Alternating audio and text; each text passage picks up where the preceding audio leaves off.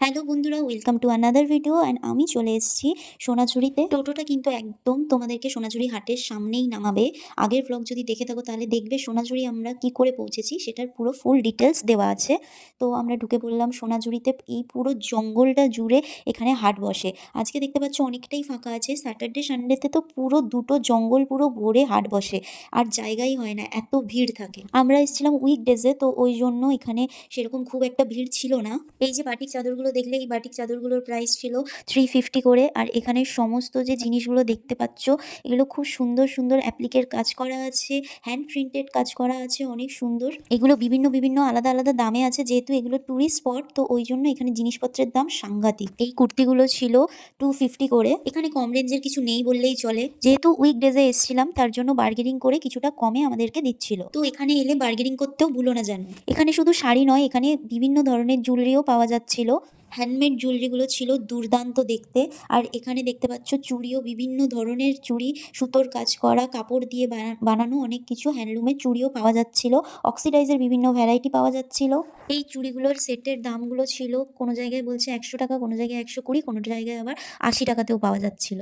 তাই আমার মনে হয় যে পুরো মার্কেটটা ঘুরে দাম দর দেখে নিয়ে তারপর শপিং করা উচিত। হাতে কিন্তু অনেকটাই টাইম নিয়ে যেও, আমাদের কাছে অতটা টাইম ছিল না বলে পুরো মার্কেটটা আমরা এক্সপ্লোর করতে পারিনি, তবে যেটুকু টাইম ছিল আমরা অধিকাংশটাই কভার করেছি। এছাড়াও এখানে বাঁশের তৈরি জিনিস, হোম ডেকোরের বিভিন্ন ধরনের জিনিস, বেতের বক্স, সমস্ত কিছু পাওয়া যাচ্ছিল। আর এখানে রবীন্দ্রনাথ ঠাকুরের এরকম সুতোর কাজ করা, এরকম ড্রয়িং করা ফাইলসগুলো ছিল খুবই সুন্দর। আর এখানের ব্যাগগুলোও ছিল খুবই ইউনিক টাইপের। এখানে যাই দেখবে সবই হ্যান্ডলুমের ওপর, ব্যাগগুলোও হ্যান্ডলুম ব্যাগ ছিল। আর এই ব্যাগগুলোর প্রাইস ছিল 250, 300, 350, 400, 500 টাকা অবধিও এই ব্যাগগুলোর প্রাইস ছিল। আর চারিদিকেই এরকম সুন্দর সুন্দর চুড়ি গয়নাগাটির দোকান পাওয়া যাচ্ছিল। আর এইখানে দেখতে পাচ্ছ এখানে এক একটা চুড়ি ছিল 20 টাকা করে। তোমরা একসাথে 12টা নিলে তোমাদের পড়বে 240 টাকা। আর একটুখানি ঘোরার পরে দেখলাম দুটো বাচ্চা শিব ঠাকুর সেজে ঘুরে বেড়াচ্ছে। শিব গাছে উঠেছে? হ্যাঁ, পয়সা দাও। তুই গাছে উঠছিস কেন? বল, শিব ঠাকুর গাছে ওঠে? হ্যাঁ, তাহলে তুই কেন গাছে উঠছিস? তাহলে আমি তোকে কেন দেবো? কি হয়েছে? কেন? তুই কি করেছিস যে আমি তোকে পয়সা দেবো? তুই কি করেছিস সেটা বল। কি চুলে কি হয়েছে? পাখি বাসা বেঁধেছে চুলে? ও ভিতরে কি লাগিয়েছিস ওটার উপর? না, তার উপরে চুলের মধ্যে কি দিয়েছিস? হ্যাঁ। আর ও কি খাচ্ছে রে? ও কি সেজেছে? ও কি শিব সেজেছে? ও বুড়ো শিব সেজেছে। আমি পালিয়ে যাব, আমি দেবই না। তুই আমার পিছু পিছু করলে আমি তো আরই দেবো না। তুই আমাকে কি ধরেছিস? তুই আমাকে ঘেরতে পারবি? তোর যা হাইট, তুই আমাকে ঘিরতে পারবি কি? দেবই না। কেন কেন কেন? আমার গায়ে যদি একটা কালার লাগে, কালার লাগে, দেখ দেখ দেখ দেখ, কালার লেগে গেছে, দেখেছিস? তোর বাড়ি কোথায় একবার? এখানে কাজ সাথে এসছিস? তো মা কই? ওইখানে বসে আছে। ঠিক আছে, টাটা বাই বাই, আমি পালাই। পালাচ্ছি না। এই শিব ঠাকুর হাত ধরে টানে, দেখো শিব ঠাকুর আমাকে টানছে। যা, তুমি কোথায় নিয়ে যাবি আগে বল। কি করছিস? ঠিক আছে, ছাড় ছাড় ছাড়, দিচ্ছি। তারপর বাচ্চাগুলোর সাথে একটু মজা করার পর আমরা খেলাম ঘুগনি রুটি। আর এখানে পাউরুটি, ডিম টোস্টও পাওয়া যাচ্ছিল, মুড়ি ঘুগনি সমস্ত কিছুই এখানে পাওয়া যায়, চা থেকে বিস্কুট থেকে সমস্ত কিছু। আর এই দেখো, এই একটা শাড়ি পেয়েছি মুগা সিল্ক, এত সুন্দর ছিল এই শাড়িটা।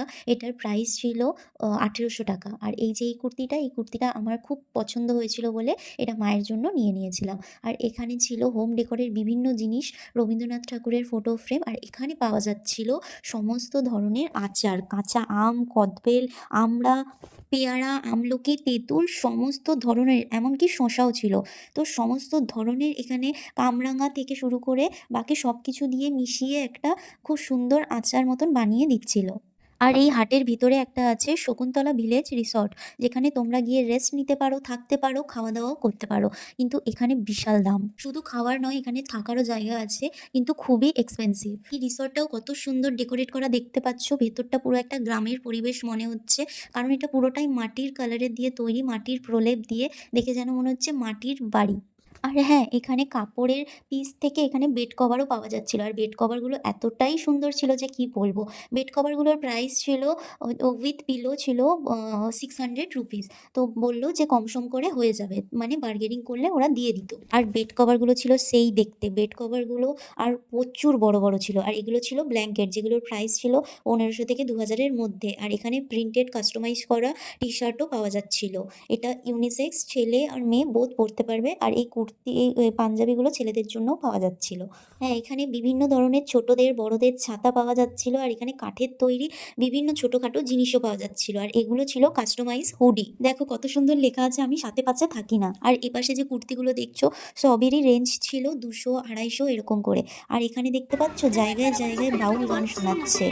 এখানে কি সুন্দর বাঁশের তৈরি তবলা, একতারা, হুকো, তানপুরা কত সুন্দর পাওয়া যাচ্ছিল। আর ঠিক তার পাশেই বসে একজন গোলকিপার মানে একতারা বাজিয়ে, তানপুরা বাজিয়ে কি সুন্দর বাউল গান শোনাচ্ছিল। এরপর আমি চলে এলাম এই জুয়েলারিগুলো কিনতে। এগুলো আমি অনেকদিন ধরেই খোঁজ করছিলাম কিন্তু আমি কোথাও পাচ্ছিলাম না অনলাইন ছাড়া। আর এখানে দেখতে পেয়ে আমি ঝপ করে কিনে ফেললাম। আর এখানে দেখো কত অ্যাংলো ইন্ডিয়ানরা ঘুরতে এসছে। Blondie noire, hein. ওনারা খুব ভালো। আর এই যে সোনাঝুরির বাগানবাড়ির সামনেই দেখতে পাচ্ছ একটা তেলেভাজার দোকান বসেছে। কি সুন্দর! এখানে জায়গায়, জায়গায় দেখবে আচারের দোকান। চলো যথেষ্ট সন্ধে হয়ে গেছে। এখন হাট বন্ধ হওয়ার অপেক্ষায়। এরপর আমরা ফিরলাম বাড়ির দিকে। Bye, by.